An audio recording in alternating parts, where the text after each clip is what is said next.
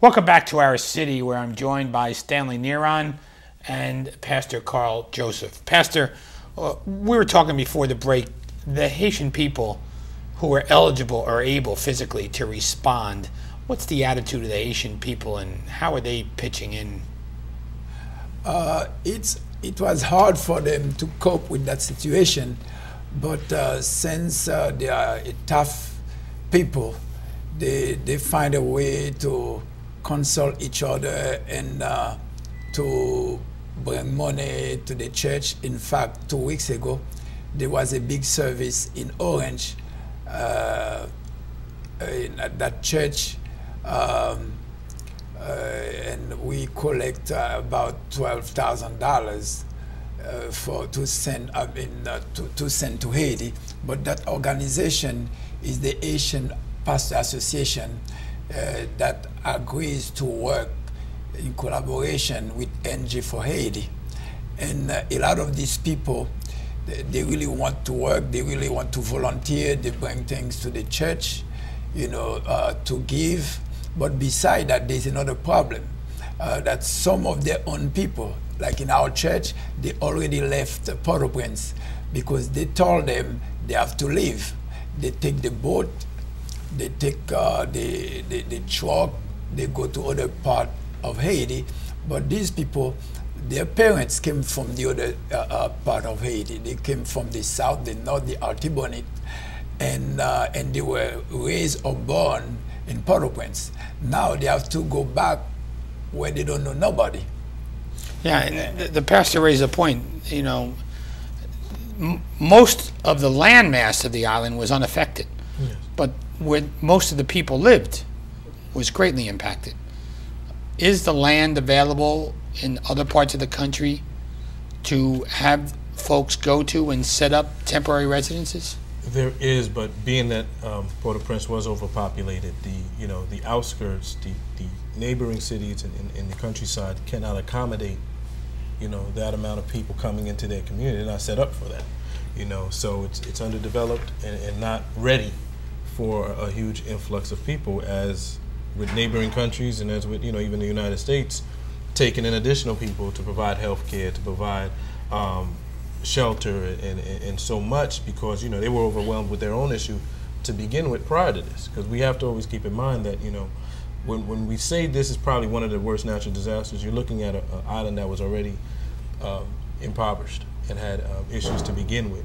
Now with this added disaster, there's more problems, more issues, and now there's need for external help to come in and definitely provide that assistance. When we were talking prior to the show about there needs to be a master plan laid out for the island itself, not just Port-au-Prince, but the island itself, to create an infrastructure for education, housing, healthcare. These are some of the major issues that the island has been faced with. Clean water, to get that on a regular basis, to be able to provide proper sanitation, and that's always been an issue in the mainland in Port-au-Prince. But now that everybody's going out in the outskirts, it's a wonderful thing that, and this is a scary part, it's a wonderful thing that we're collecting bottles of water, we're sending all this aid. There's no recycling setup. There's no proper sanitation setup. So now it's a problem on top of another problem, but it's not only do we have to as a society tear down all those buildings and crunch all the brick and mortar, but we have to figure out a way to dispose of all the garbage. I mean, the brick and mortar can probably be created into mounds of pebbles, and that can be used for reconstruction, but yes, sir, all the other stuff such as the garbage, there's no infrastructure set up in Haiti to deal with all that. No, and I mean, it's there, but it's, it needs help. Yeah. Pastor Joseph, one of the things that's changed is President Obama has given an 18-month status for Haitian immigrants in this country who may be here illegally. How do you feel about the change in U.S. policy, and how does it affect maybe members of your congregation and Haitians in general? I think that's a good thing. Very good. That's a very good thing, because I know some people were on the brink of going back. Right now they can just register and they can have another 18 months, to go to work and to make some money. and I expect after that 18 months they may give some kind of extension, because they don't want to send nobody back home if the country is not ready. And I think with the good heart of the immigration people and President Obama, they may do some good things for the Haitian people. And these people, they want to work, they want to stay in this country, they love this country. I think that will be good not only for themselves, but for this country also. Well, let's hope the Haitian people get to rebuild Haiti and not like Halliburton or something like that, you know. I say that kiddingly, but I say that very serious. I hope the Haitian people get the jobs that are rebuilding Haiti. Yes, yes. You know, Stanley, the coalition that Pastor Joseph talked about, that the pastors are part of, the both of you were there at the initial press conference. How did this whole thing come about? You can tell our viewers, and you were instrumental in setting it up and ran that press conference with. Tell us about it. Well, basically, the night of the disaster, we set up a conference call with a number of, concerned Haitian citizens, leaders, clergy, and the following day we connected with a lot of people, and we just talked about what were the needs, what would be the needs. We tried to forecast what's going to be necessary, how do you respond to this, and how do you provide the immediate relief, because the night it happened, everybody wanted to give relief, but reality is, once reality hits, you're saying, okay, well, I don't know how to rescue, not a medical professional, but what can we do? Key thing was communication and making sure that there's a concerted effort, and that when we go in, if we can get to the island, we make an impact, be it medical, be it rebuild, be it recovery, whatever that would be. But it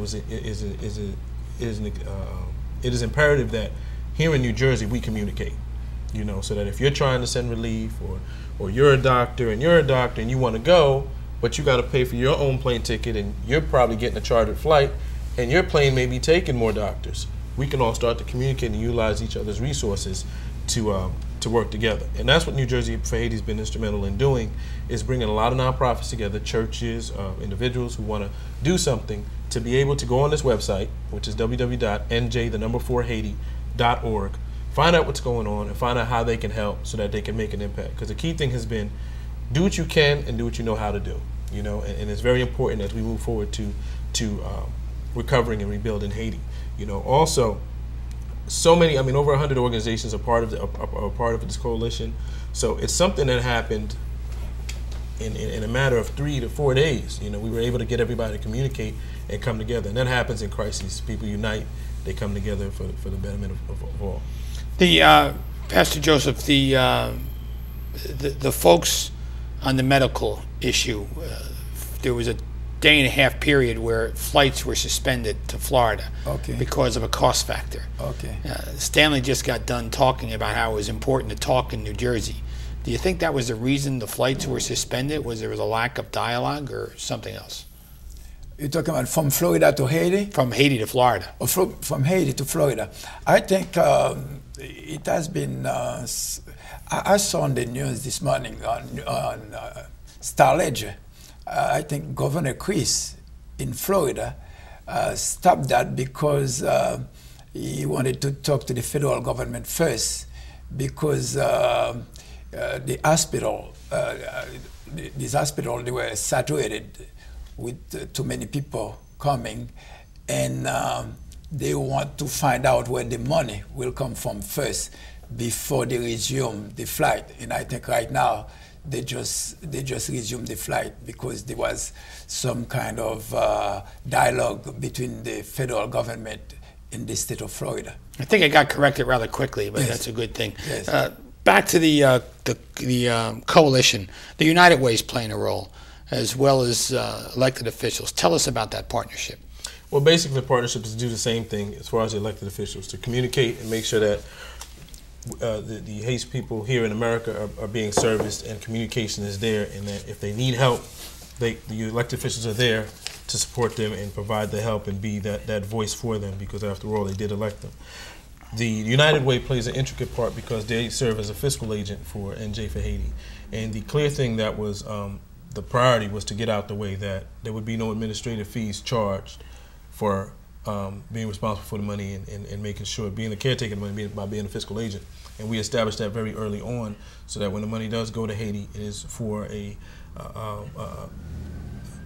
a impactful way, and it gets to the people, it gets to the effort, and actually helps to rebuild and recover what's taking place without taking, administrative costs and a 2% management fee for holding the funds. But they've also been very resourceful in just providing us with a wealth of resources and their partners and bring them in as well. Pastor Joseph, the people of Haiti you mentioned earlier are grateful. They love this country for the American presence. It wasn't always that way, especially when the military goes and extends its arm, our military, into foreign countries. Sometimes they would rather not have us there. But there's an awful lot of other countries that are helping as well. The people of Haiti recognize this presence and the American presence and elsewhere and the relief efforts. Do you think it continues when the TV cameras go away? The question is, you asked me if there will be a change once... will the presence of foreign governments helping Haiti continue? Or do you think it's going to go away? I think it will go away, but that's why a little while before we're talking about, since there's so much emotion about helping Haiti, we better move quick, collect as much money as possible, because after a while, it will start to die down. But one thing we're talking about, all that money we're sending, is it possible to have some senior overseer to see how much should be for the reconstruction, how much should be just for the food, for clothing, because that help will not continue forever.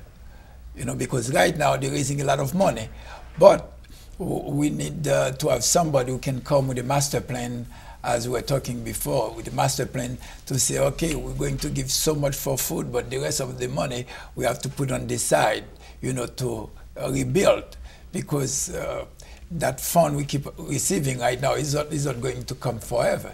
Yeah, and Stanley, you said to me during the initial crisis 3 weeks ago, this is the only disaster in the world right now, so a lot of people are going to respond. And the same question to you, will the aid continue, or do you think when the TV cameras go away, people lose focus? Well, let's just say this, God forbid something else happens in the world, because that was at the time.